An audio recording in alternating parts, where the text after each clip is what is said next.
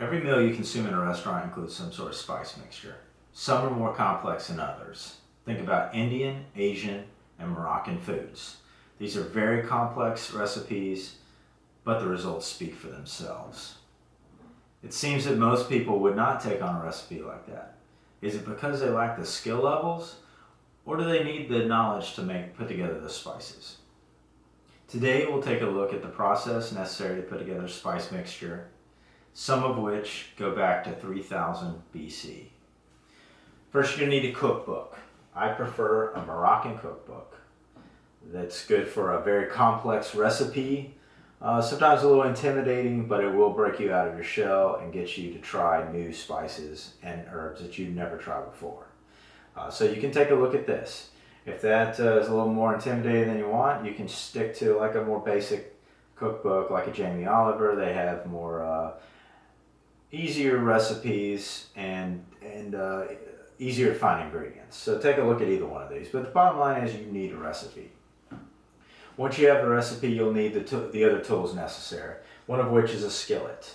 I prefer an iron skillet, good heat distribution. They're very durable. They'll last forever. This one's 30 years old. You can't hurt these things. The reason why you want to have a skillet is to roast your spices. Roasting spices gets the flavor and the aromatic out of the particular spices. Some need roasting, some don't. Refer to that recipe. Once you figure that out, you'll need to move on to a grinder.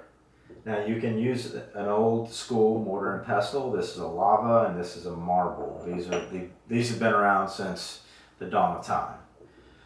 If you don't want to do that, you can jump up to a coffee grinder style grinder. This one right here, you load up the spices in one end, flip it over, and grind until you get the consistency that you want. These are very easy, very consistent. You won't get the arm workout that you get in the mortar and pestle, but this is the way to go. You also need a measuring spoons and maybe a scale. Then once you get that, you're going to need your spices. Without those, you can't do anything. So you have a couple different routes you can go through. You can go to a Trader Joe's or any sort of grocery store and get your spices there. You're going to have a limited supply, and you might have some older spices here. So you can also jump up to a dedicated spice shop. These spice shops are great. They have almost any spice you could ever want there, more than you'd want. That's the benefit. Vast assortment. Downside is they're a little pricier, but you're getting fresh quality ingredients there. But you definitely need the spices. You can also check online as well. So there's a couple different resources you can go through on that. Next thing you're going to need to do is prep and prepare your spice mixture. So to do that, you're going to need to go through and measure out your spices and make sure you have everything. If you come across something that you don't have, check online. There may be a substitute. I've had to do that a couple times. So check online, see if there's a substitute if you don't have it. Once you have everything measured out, separate the roasting herbs and spices from everything else. Then you're going to go in and roast your spices. You'll roast the spices per the recipe. It's usually a couple minutes. You'll definitely start to smell those aromatics come out. That's one of the benefits, is you'll have that smell throughout your house.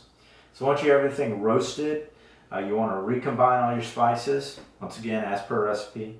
Then you want to grind that spice mixture. Grind it to the consistency you're looking for.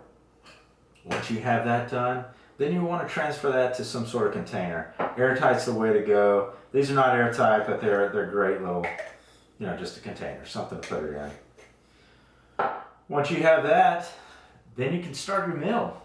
Move on to making the meal. Invite some people over, show off what you've done.